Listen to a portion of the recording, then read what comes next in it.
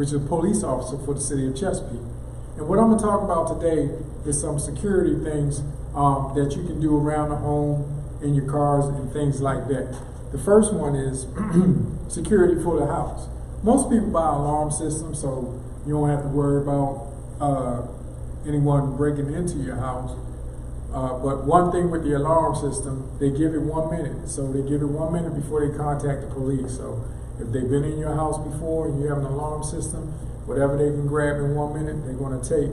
And then after that, they'll call the police if no one has entered in the passcode within that 1 minute time, or 30 seconds for some of them. Like my house is 30 seconds. But if you don't have the money to pay for anything like a security system, and you want some cheap ideas of how to protect your home, and on the exterior of the house, I recommend motion sensor lights. Motion sensor lights can go up anywhere where there's darkness, by your garage, by your back door, and even in your front door if you wanted, if you don't like to leave the light on in the front all the time. But put your motion sensors up in around your house. And even if you don't have a door and it's the side of the house and the house is dark, then put the motion sensor over there. So that way, anytime that someone comes around, once it hits that motion sensor, it lights up. And that's a cheap way, and it's a nice deterrent from people, because criminals don't like to be seen in the light. They like to do their stuff in the dark. And if they're going to do their stuff in the dark, when they see a house that has motion sensor or the lights come on, then they don't want to really mess with that house too much. So motion sensors, and this is what I recommend to the citizens of Chesapeake. Motion sensors is motion light sensors is a good way to, cheap way to protect your house from the exterior. Okay, especially for those of you that doesn't have a fence or a gate around your house where people can walk through from one house to the next house. Motion sensors is a good thing to get, because what it tells them is that this light, when you come by this house, this light comes on. It's also good because you have neighbors, and if you're not home by chance and your neighbors see your motion sensor lights come on, then what they would do is it alerts them to that. And if your neighbors are good neighbors, most likely, if they see someone trying to break into your house, most likely they will call the police, or they'll be a good witness. So motion sensor, what I recommend to the citizens of Chesapeake, if you don't have that much money, is a good way to protect the exterior of your house. Now, let's talk about vehicle larcenies. And what happens nowadays with vehicles is the people who break into your vehicles, the suspects or subjects that breaks into your vehicles, they do not break your windows, they do not pick your locks. What they do is they check the handle. And if they can lift the door handle and it opens up, then they go through your car. If they can't lift the door handle because your car is locked, they move on to the next one. Now, don't think or be at ease because you believe that you live in a nice, good neighborhood. Well, let me tell you, they come to good neighborhoods too. Criminals do not discriminate when it comes to robbing or when it comes to stealing. Whatever neighborhood brings the most profit for them, that's the neighborhood they're going to hit.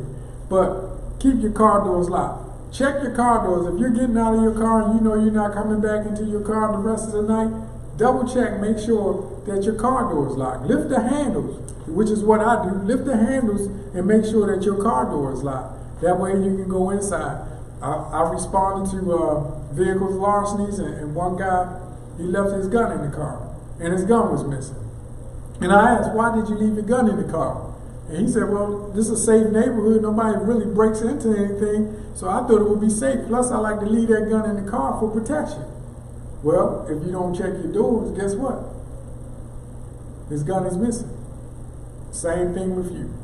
And ladies, let me talk to you about purses. Please don't leave your purse in the car. That might be the car you take every day to work or whatever, but don't leave your purse in the car. If you're going to be at home, take your purse in the house. But if you're going to be out and you don't want to carry your purse with you, then the best thing for you to do is while you're out, when you leave whatever store that you've been at, and you know you're going to another store, but you know you don't want to carry your purse, put your purse in the trunk at that time. That way, if someone is watching, when they see you get in your car and leave, your car is not a target.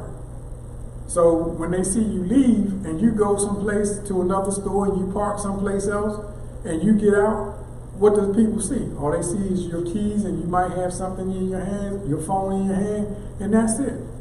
So your vehicle doesn't become a target. So leave it in the trunk. Don't leave it open, because that's the time they want to try to get into that car. So ladies, when you go out, make sure that you leave your purse either when you go out, leave it in the trunk if you don't want to carry it. But if you're at home, take the purse in the house. That's the best way to keep your items safe. Many times, ladies leave the purse. I respond to a call. Lady leaves the purse in the car. What's missing? My wallet. Well, what does most women's wallet contain? IDs, credit cards, and some people even carry their Social Security number. Reminder, look on the back of that Social Security card. On the back of it, it says, do not carry this card with you. Leave it at home. So leave your Social Security card at home. But if you're going to leave your purse in the car while you're out, make sure you put it in the trunk, and make sure that trunk is locked. Another thing, ladies, I like to recommend to the citizens of Chesapeake, if you're out and you're going to your car and it's a parking lot, and some parking lots are lit up, some parking lots are dark, have your keys, before you leave that store or whatever, have your keys in your hand. Because it's easy when you get to your car to go beep beep, open up the car door, get in, you're gone. But if you have to stay there and look in your purse for your keys, and I'm going to tell you, when I do traffic stops and I ask a lady for her ID, and I'm sorry, but it is, lady, she got to look in her wallet. She got to get in her purse, look in her wallet, look for her ID. Sometimes the ID is not in, or the driver's license is not in the wallet, but it's somewhere in that purse.